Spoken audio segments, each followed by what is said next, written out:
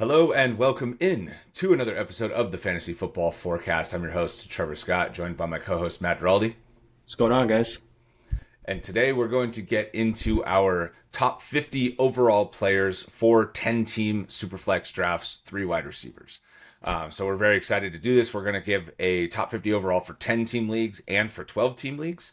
So definitely stay tuned for that one. And we're going to talk through our decisions with the ranking process for 10-team leagues, and kind of compare it back and forth from maybe some other rankings that you'll see out there and our reasoning behind having, the quarterbacks where we have it, where we have some of the position players within those quarterbacks. So without further ado, let's get into it. So we have 1 through 24 on this slide, and the next slide will have 25 through 50. And, we kick it off with CeeDee Lamb and Tyreek Hill. If you have been listening, you know that I like these players a lot up front. I really think that it's in a 3 wide receiver league, especially a half PPR. It's important to lock in your first receiver at the top of the draft if you get the opportunity. And then, have Josh Allen there at 3rd overall. I think, that's going to be a little controversial with McCaffrey going after him, but I do think that in general, with McCaffrey already kind of being banged up a little bit with a calf injury, not playing, they said that he would play if there was a game. But I think overall, I'm just kind of a little bit hesitant to take him. And when you have those 3 kind of top tier options, I think I would go in that direction.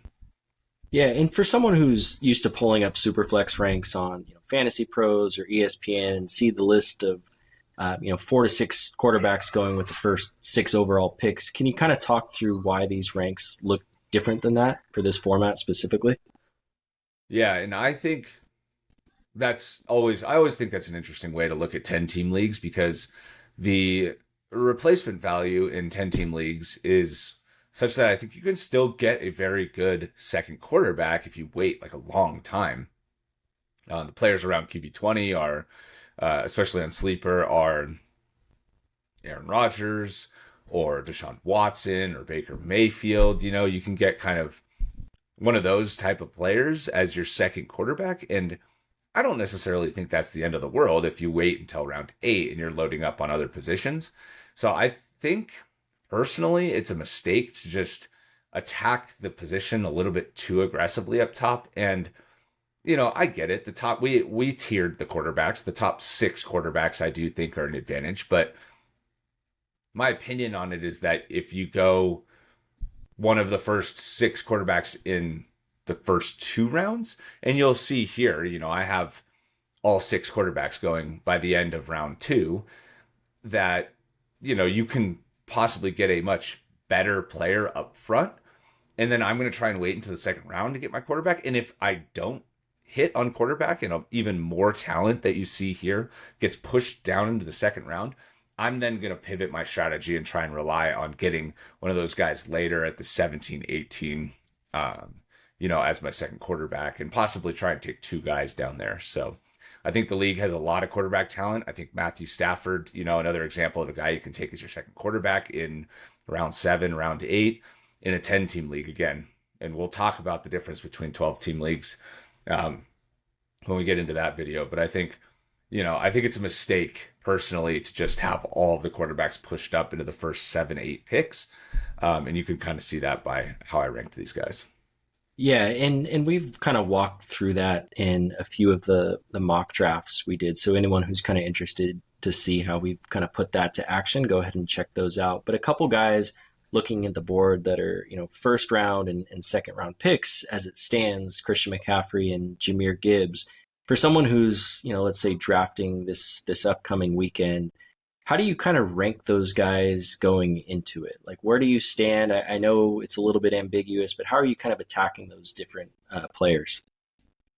Yeah, for McCaffrey, they've put out quite a bit of positive news in terms of if there was a game this weekend, he'd play. So I feel like they're being overly cautious. They're accounting for his age, his injury history, and how important he is to the offense in terms of how they're going to handle the injury that he sustained. It feels a lot more like a tweak than anything serious. He said he's been feeling good. He's working out still. So McCaffrey, I'm not that worried about. Gibbs, I will say I put these rankings together before I heard about the hamstring injury. And so for Gibbs, I might move him down a little bit, maybe to the middle of the third round.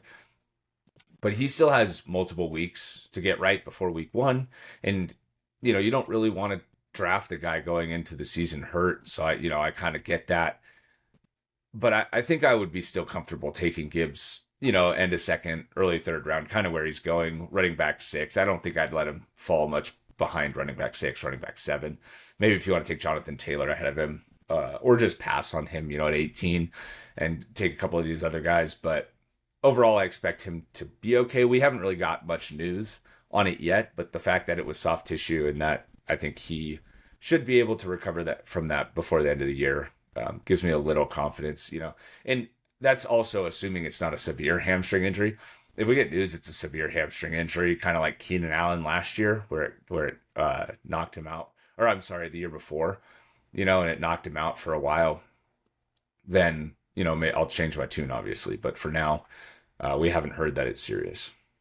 Yeah, it's just, it's funny. Every year in July and early August, we just have these set rankings and guys that we're locked in on. And then as soon as camp or the preseason opens up, injuries are obviously a big part of fantasy football, unfortunately. But I guess moving over to the wide receivers, I think at this point, it's pretty locked in the tier of the top 7 guys, ending with Garrett Wilson on this list. In the next tier, we've got Olave, Marvin Harrison Jr., and Puka Nacua. Is there anything in particular, like throughout the preseason, that you're going to be looking out for to change your tune on how you have these guys ranked, or what's kind of your feeling of that tier of wide receiver? The top 7 guys, you definitely want to try and get one of the top 7 if you can. That would be my advice. Now, it gets a little tricky because depending on where you're at in the draft, like you can see that I do have Garrett Wilson ranked 13. So theoretically, that means that everybody's going to have a chance at it. I don't think I'm going to be changing my rankings of these guys pending injury at this point. Jamar Chase, obviously he can exceed wide receiver 5. He's done it before. Joe Burrow is healthy now, and if he stays that way, he's probably going to. But the uncertainty there, the fact that he's gotten hurt back-to-back years, just, makes me keep him down at 5 because I feel much more confident that the other players' situations with the quarterback is not going to have the same level of potential injury question marks. So that's kind of why I have those guys ranked. I think it's pretty self-explanatory on AJ Brown and Garrett Wilson. I think some people maybe have Wilson over AJ Brown, but those guys are definitely coming after that top 5 for me. AJ Brown, he did have that streak of 125-yard games last year. He had 5 straight 125-yard games, so he obviously has the upside, and with Kellen Moore running the offense now, I expect him to be more heavily utilized over the field. Jalen Hurts hopefully taking a step forward with a new offensive coordinator and a better scheme. So I very much think he's worthy of a top 10 pick, even in Superflex. Yeah, I don't know. Garrett Wilson, I think, is self-explanatory too. He's going to have Aaron Rodgers. He wasn't great last year, but he was solid and had the highest percentage of uncatchable passes of anybody in the league last year. So that's not going to be the case with Aaron Rodgers. Aaron Rodgers is very accurate. He's going to be on target, and so I think that Wilson has so much room to grow with better quarterback play. Yeah, I'm very excited to watch Garrett Wilson, and it's one of the things I guess maybe that we've forgotten about, just kind of being removed from the Rodgers years with the Packers, is how he utilizes his number 1 receiver in the red zone and in the end zone as well. He wants those guys to route the defenders up and just find them. And I think Garrett Wilson can do that as good as anyone. I think the biggest question mark is, will the wheels fall off because it's the Jets? Will Rodgers take a step back and get injured? Things like that. But, I've pushed Wilson up ahead too, just because, like you mentioned, I am, hyper focused on getting one of the top 7 guys. And then moving down a tier too. So you did mention the Puka, Olave, and Marvin Harrison Jr., who are on this slide as well. I think Puka with the knee injury is a little bit nerve-wracking, right? So that's why I have him tiered out down below now too, because I used to have AJ Brown, Garrett Wilson, and Puka in the same tier, but now I have Puka out of that tier, and I have him, 5 spots lower than Wilson. So, and a lot of rankers did have Puka over Wilson, and some even ahead of AJ Brown, but I don't think that's going to be a common thing anymore. And, I think there's also the element that Kupp has looked great in camp. That might be adding pause. That was always kind of the thing for me on Puka, is I just didn't really know how it was going to work if Kupp goes back to being the top option, or none of these other guys up here have somebody like Kupp that's going to be a question mark. Like, none of these 10 receivers other than Puka has that. So, I really like Puka, and I think they can both coexist, right? Matthew Stafford is one of the best quarterbacks at racking up yardage, and McVay is awesome. So, in terms of being able to get the ball to his playmakers. Olave, this is probably the highest you're going to see Olave ranked by anybody, but I think we both agree that Olave is a great player, and I think this season, third-year breakout, Carr, second year with Carr, I think it's going to be trending in the right direction for him in terms of finally getting into the end zone and on a more consistent basis, have some more high upside spike weeks with yardage. We know he can do it. So I think this is the year it finally all comes together for him, which is why I have him pushed up to 9 at receiver. And then I did increase the rookie by 1 spot, which is something I didn't want to do. But, starting to look into his situation and understand that he could get 140 targets as a rookie. And if that's going to be the case, he's going to have a very productive season.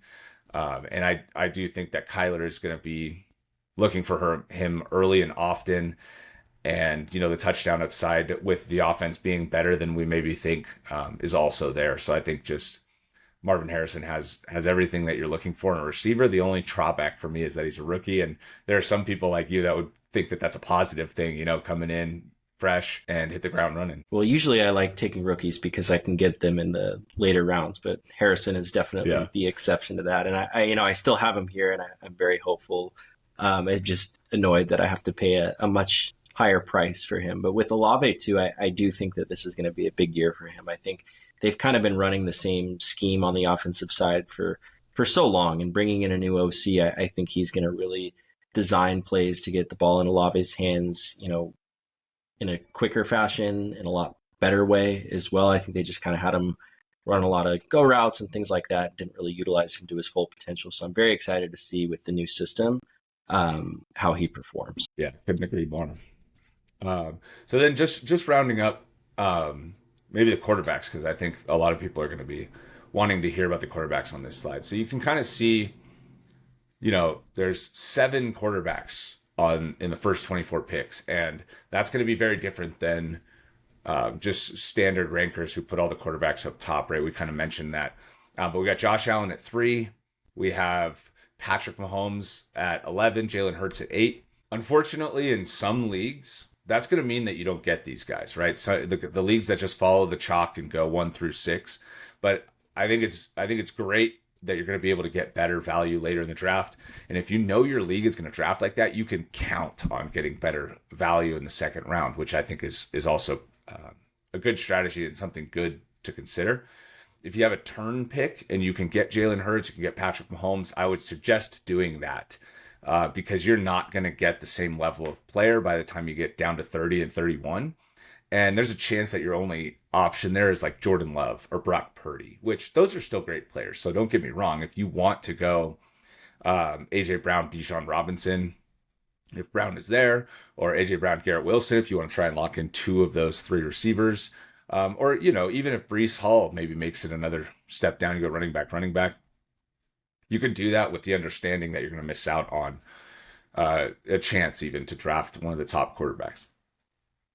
And then you look into the second round now, and I have Lamar in the middle of the second round, CJ Stroud in the middle of the second round.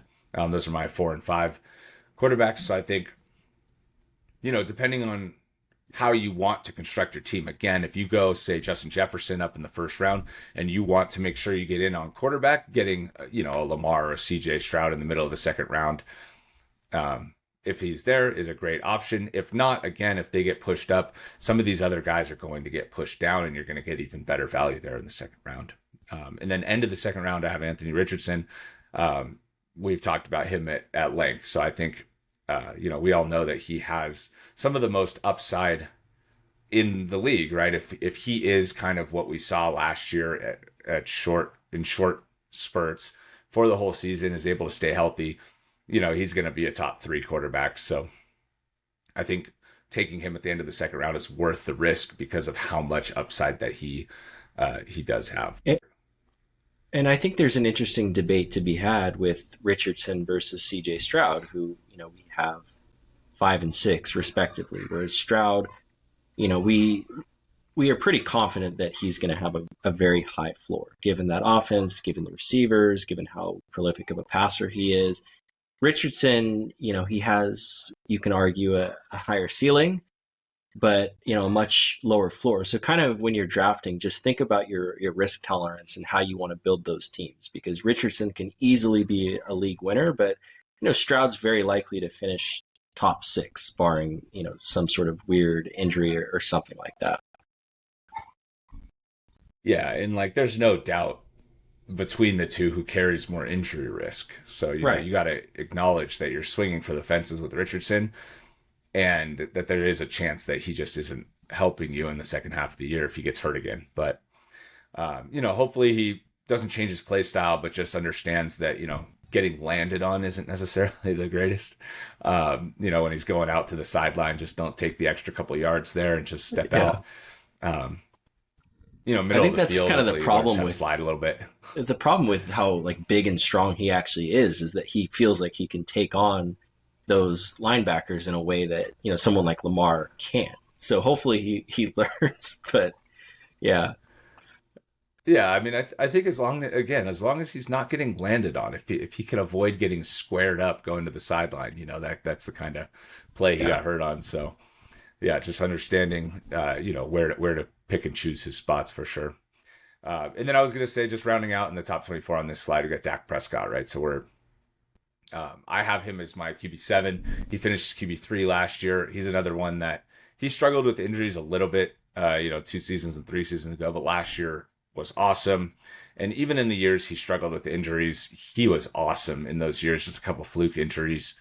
So, I think just as long as he's been a starter, he's been an extremely productive fantasy quarterback. So I have a soft spot for him because I feel like I can always get him earlier than he goes. So I do really like Dak Prescott. And I know that there are people that are going to have Kyler Murray or Joe Burrow or, maybe even one of the rookies ahead of him. But I'm not going to be one of those people. I like the stability, and I like that I feel like I can count on him as a high-end producer.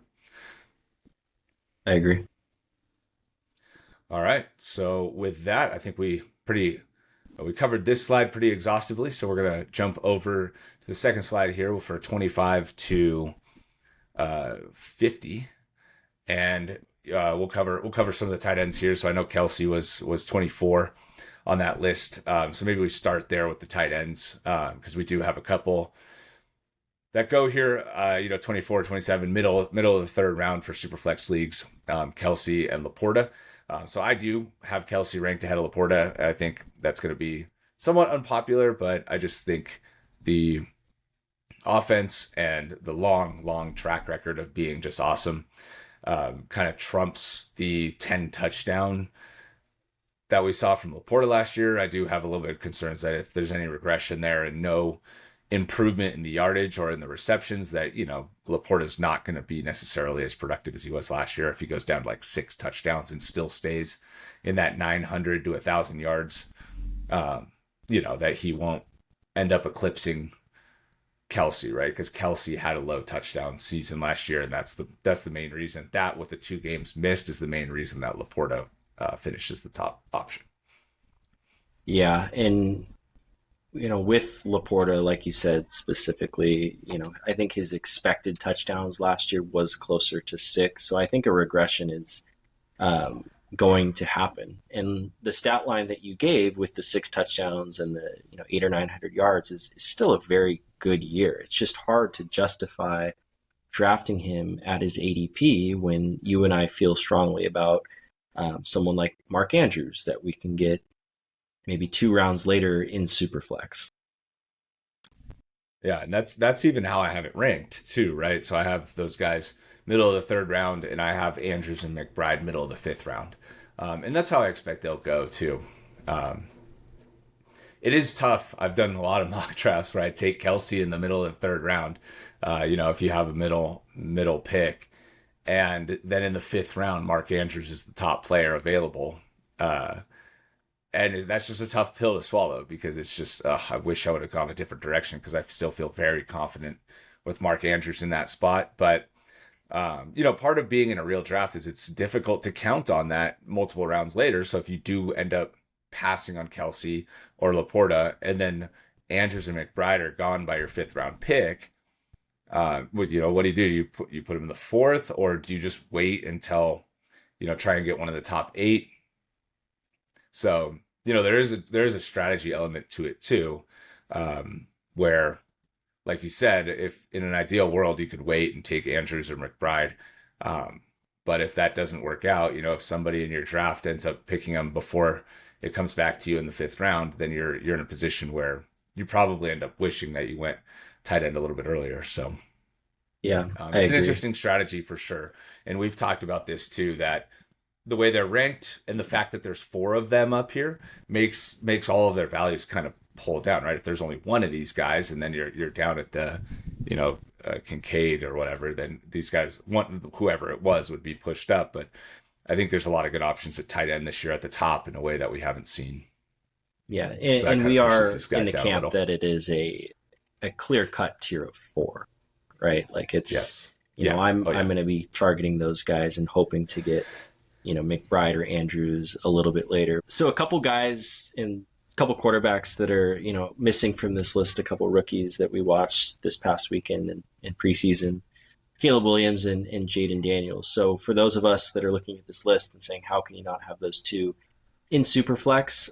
Just know that the way that you evaluate rookie quarterbacks in Superflex is a lot different than in standard leagues. So if you're in a standard 10 or even 12 team league, someone like Jaden Daniels that you can get in the middle to later rounds that has all the upside in the world with his rushing and his deep ball and the weapons that he has around him and a new offensive system in Washington, that's great, because if it doesn't work out, then you can easily go to the waiver wire for someone like Matt Stafford or Aaron Rodgers or someone in that tier. But with Superflex, if you're building your team around Jaden Daniels as your one or even your two, if that doesn't work out and the waiver wire is guys like Bryce Young or Will Levis or Bo Nix, the things can get scary very quickly. So when you're going through these rankings and curating your own rankings, just know that what you see for quarterback rankings is designed for a standard league. And if you're loading up on Anthony Richardson, who's high risk, high reward, maybe don't target Jaden Daniels or Caleb Williams. Maybe do. If your mindset is you played it for first or last, that's totally fine. But just know there's so much risk involved at the position in a super flex league. Yep. And I agree, right? You could hit on those guys and you could be in a great spot, but if you don't, it is just rough. It is. And rookie quarterbacks, for as excited as we are about these two, rookie quarterbacks every single year end up mostly flaming out, right? You get an every once in a while CJ Stroud, and he was not even the first rookie quarterback being taken last year in drafts. Um, I think like on ADP you had Anthony Richardson and Bryce Young going in front of him, so it's not like anybody really truly thought he was going to be as fantasy relevant as he was. Um, so taking shots on guys as QB 30 or QB 27, right? That's kind of where Stroud's ADP was. Okay, fine. Like there's no risk there, even in Superflex, right? That guy is going in round 10, 11, 12. You're not counting on that guy as a starter. You want to take a shot there? I'm all for it. But like you said, when you start talking about pushing these guys up into the 10 to 12 range, there's a lot of very productive, established veteran quarterbacks there that are going to produce well. So, you could shoot for a little more upside in Superflex, but I'm not all that interested in doing it. I'm going to take the Jared Goffs, the Tua Tagovailoas, the Justin Herberts that are established players in the league, and that I have some sort of confidence in their production, right? I'm going to do that over the rookies regardless of how excited I get about the rookies. And maybe it goes like as I get more excited about the rookies, as everybody gets more excited about the rookies, maybe it turns into something where I take DK Metcalf here, and then if the rookies fall, then I'll take them at a discounted rate.